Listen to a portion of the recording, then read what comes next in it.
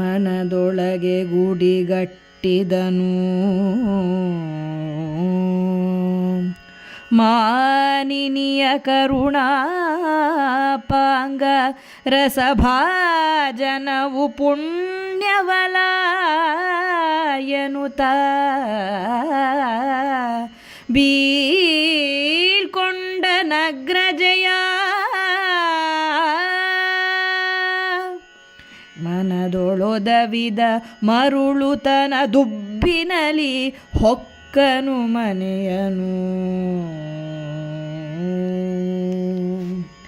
ಇತ್ತಲೂ ದಿನಕರಂಗಾಯಿತ್ತು ಬೀಡಸ್ತಾಚಲಾದ್ರಿಯಲಿ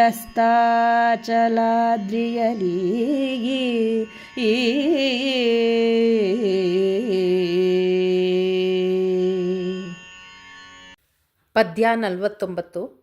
ಮನದೊಳಗೆ ಗುಡಿ ಕಟ್ಟಿದನು. ಸೈರಂಧ್ರಿಯು ತನ್ನ ಮೇಲೆ ಕುಡಿನೋಟ ಬೀರಿದರೆ ಸಾಕು, ಅದೇ ತನ್ನ ಭಾಗ್ಯ, ಅದೇ ತನ್ನ ಪುಣ್ಯ ಅಂತ ಹೇಳಿ ಭಾವಿಸಿ ಮನಸ್ಸಿನಲ್ಲೇ ವಿಜಯ ಧ್ವಜವನ್ನು ಹಾರಿಸಿದ್ದಾನೆ. ಗುಡಿ ಕಟ್ಟಿದನು ಎಂದರೆ ವಿಜಯ ಧ್ವಜವನ್ನು ಹಾರಿಸಿದ್ದಾನೆ ಎಂಬರ್ಥ. ಮನಸ್ಸಿನಲ್ಲಿ ಸೈರಂಧ್ರಿಯ ಮೇಲಿನ ಹುಚ್ಚು ಹೆಚ್ಚಾಗ್ತಾನೇ ಇದೆ. ಅದನ್ನೇ ನೆನೆಸ್ಕೊಂಡು ಅವನು ಹೇಗೋ ಮನೆ ಸೇರಿಕೊಂಡಿದ್ದಾನೆ. ಇತ್ತ ಸೂರ್ಯಾಸ್ತಮ ಆಗಿದೆ ಅಂತ ಹೇಳಿ ಕವಿ ಮಾರ್ಮಿಕವಾಗಿ ಒಂದು ಮಾತನ್ನು ಹೇಳ್ತಾ ಇದ್ದಾನೆ. ಕವಿಯ ಮಾತಿನ ಜಾಣ್ಮೆ ಹೇಗಿದೆ ಅಂದರೆ, ನಾಳೆ ಅವನ ಪಾಲಿಗೆ ಇದು ಕಡೆಯ ಸೂರ್ಯಾಸ್ತಮ ಆಗುವಂತಿದೆ ಅನ್ನೋಂಥದ್ದನ್ನು ನಾವು ಅರ್ಥ ಮಾಡ್ಕೋಬೋದು.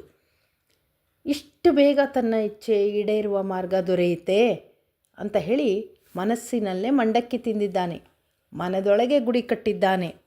ಅವಳನ್ನು ಆ ಮನಸ್ಸಿನಲ್ಲಿ ಹೃದಯದಲ್ಲಿ ಪ್ರತಿಷ್ಠಾಪಿಸಿಕೊಂಡು ಮಾನಿನಿಯ ಕರುಣಾದೃಷ್ಟಿ ಬೀರಿದರೆ ಸಾಕು ಅನ್ನುವಂತಹ ಭ್ರಮೆಯಲ್ಲಿ ಆನಂದ ತುಮುಲ ಸ್ಪಷ್ಟವಾಗಿ ಗೋಚರಿಸ್ತಾ ಇದೆ.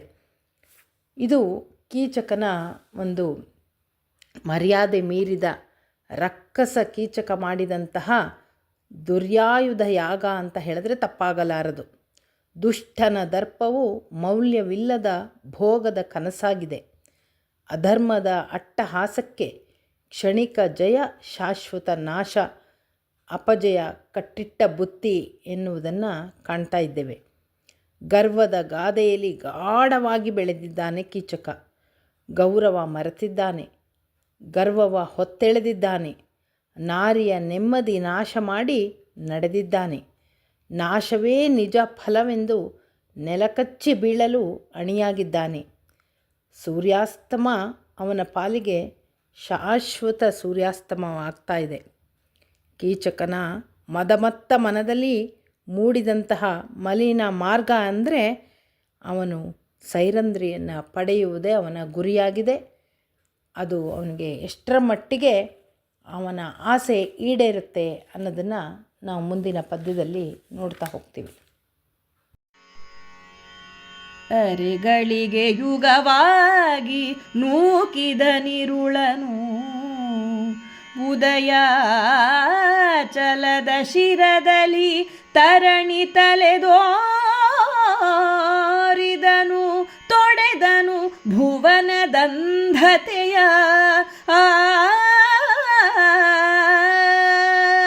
ಪರಿಮಳದ ಪಾವುಡದಿನಳಿಗಳ ಕರಸಿದವು ತಾವರೆಗಳನೆ ಕಾತರ ಲತಾಂಗಿಯ ಸುಯಿಲುತಾಗಿತು ಕುಮುದಿನೀಪತಿಗೆ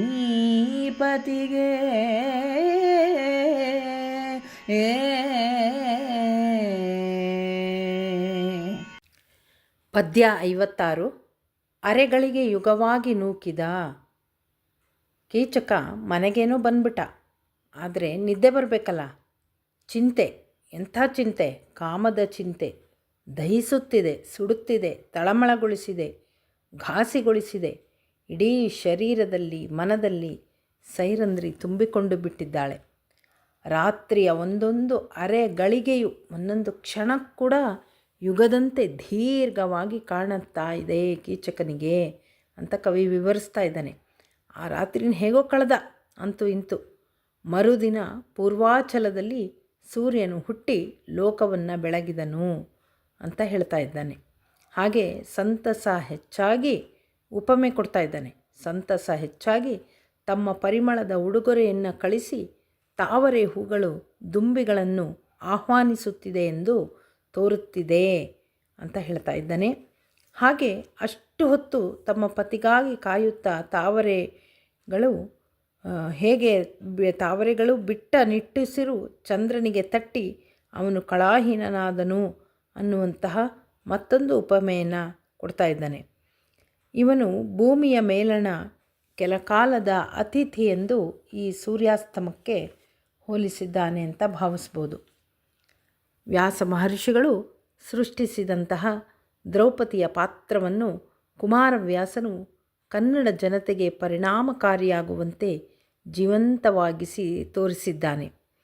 ಶೃಂಗಾರಕ್ಕೆ ಸುಭದ್ರಾ ಪರಿಣಯ, ಕರುಣಕ್ಕೆ ದ್ರೌಪದಿ, ವೀರಕ್ಕೆ ಬಕವಧೆ, ಹಾಸ್ಯಕ್ಕೆ ಉತ್ತರನ ಪೌರುಷ, ಭಕ್ತಿಗೆ ವಿದುರ, ಭೀಭತ್ಸಕ್ಕೆ ದುಶ್ಯಾಸನನ ವಧೆ, ಹಾಗೆ ಭಯಕ್ಕೆ ಕೀಚಕ ಪ್ರಸಂಗ. ಹೀಗೆ ರಸನಿಷ್ಪತ್ತಿಯಲ್ಲಿ ಕವಿ ಕುಮಾರವ್ಯಾಸ ಸಿದ್ಧಹಸ್ತ ಎಂಬುದನ್ನು ಮತ್ತೊಮ್ಮೆ ಸಾಬೀತುಪಡಿಸಿದ್ದಾನೆ. ಏನಾಗುತ್ತೆ ಮುಂದೆ ನೋಡೋಣ.